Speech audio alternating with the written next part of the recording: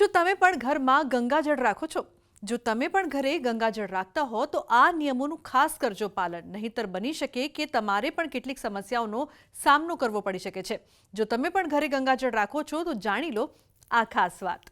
સામાન્ય રીતે દરેક લોકોના ઘરમાં ગંગાજળ હોય છે. હિન્દુ ધર્મમાં ગંગાજળને પવિત્ર અને શુદ્ધ માનવામાં આવે છે. હિન્દુ ધર્મમાં કોઈ કાર્ય કરતા પહેલા એ જગ્યા પર ગંગાજળ છાંટવામાં આવે છે.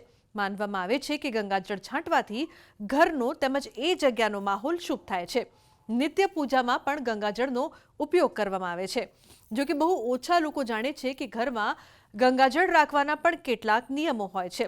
ગંગાજળ કોઈપણ પ્લાસ્ટિકની બોટલમાં ભરશો નહીં. ઘરમાં ગંગાજળને હંમેશા પિત્તળ, તાંબા અને ચાંદીના વાસણમાં રાખો. આમ કરવાથી જ્યારે તમે ગંગાજળનો છંટકાવ કરો છો તો એનો પ્રભાવ ભારે પડે છે. આ સાથે એ જગ્યા પણ શુદ્ધ થાય છે. ગંગાજળ ઘરમાં ઈશાન દિશા, ઉત્તર દિશામાં મૂકો. તમને જે ગમે એ જગ્યા પર ગંગાજળ મૂકશો નહીં. આ સાથે તમે જે જગ્યાએ ગંગાજળ મૂક્યું છે ત્યાં માંસ, મદિરાનું સેવન કરશો નહીં. ગંગાજળ હંમેશા શુદ્ધ છે અને ઘરમાં આની શુદ્ધતાનું પૂરું ધ્યાન રાખવું જોઈએ. જો કે આ વાતનું તમારે ખાસ ધ્યાન રાખવું જોઈએ. ગંગાજળને ક્યારે પણ એઠા હાથે અડશો નહીં. આટલું જ નહીં, તમે જ્યારે પણ ગંગાજળ ઘરમાં છાંટવા લો ત્યારે ખાસ કરીને સવારમાં સ્નાન કર્યા પછી જ કરો. માનવામાં આવે છે કે તમે ગંદા તેમજ ચીકણા હાથે ગંગાજળને અડો છો તો શુભ ફળ મળતું નથી. ઘરમાં હંમેશા ગંગાજળ એવા સ્થાન પર મૂકો જે ઊંચું હોય. ક્યારે ગંગાજળ નીચેની જગ્યા પર મૂકશો નહીં. બાળકોના હાથમાં આવે એવી જગ્યા પર ગંગાજળ મૂકશો નહીં. આ સાથે તમે જે જગ્યાએ ગંગાજળ મૂકો ત્યાં સ્વચ્છતાનું ખાસ ધ્યાન રાખો. તમે આ જગ્યા ગંદી રાખો છો તો શુભ ફળની પ્રાપ્તિ થતી નથી. ગંગાજળને આપણે માનીએ છીએ કે જેના કારણે પાપોમાંથી મુક્તિ મળે છે અને જ્યારે આપણે મોક્ષ તરફ પણ જવું હોય ત્યારે પણ ગંગાજળનો ઉપયોગ થાય છે. તો ગંગાજળનું મહત્ત્વ આપણા હિન્દુ ધર્મમાં ઘણું બધું છે.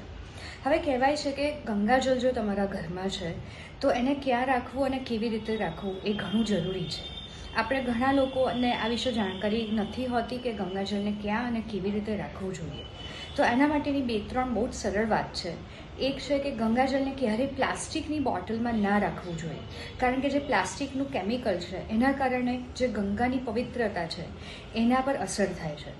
અને સાથે સાથે ગંગાજળને તમે જો તાંબા, પિત્તળ કે ચાંદીના વાસણમાં રાખો છો તો ગંગાજળનું જે એનર્જી છે એ જળવાઈ રહે છે, પણ સાથે સાથે જ્યારે એનો ઉપયોગ કરવામાં આવે ત્યારે એનો ફાયદો અનેક ગણો જોવા મળે છે. તો આ ધ્યાન રાખવું જરૂરી છે.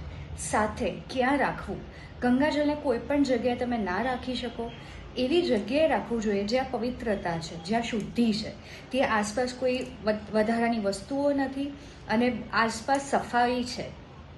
અને સાથે દિશાની વાત કરીએ તો ઉત્તર દિશા અથવા તો ઈશાન ખૂણો અથવા તો પૂર્વ તરફ તમે કોઈ પણ જગ્યાએ ગંગાજળને રાખવું હિતાવહ ગણાય છે, કારણ કે આ દિશાઓ એવી છે જ્યાંથી નવી ઉર્જા આવે છે, જેના કારણે એ ગંગાજળ આપણને વધારે ફાયદો આપે.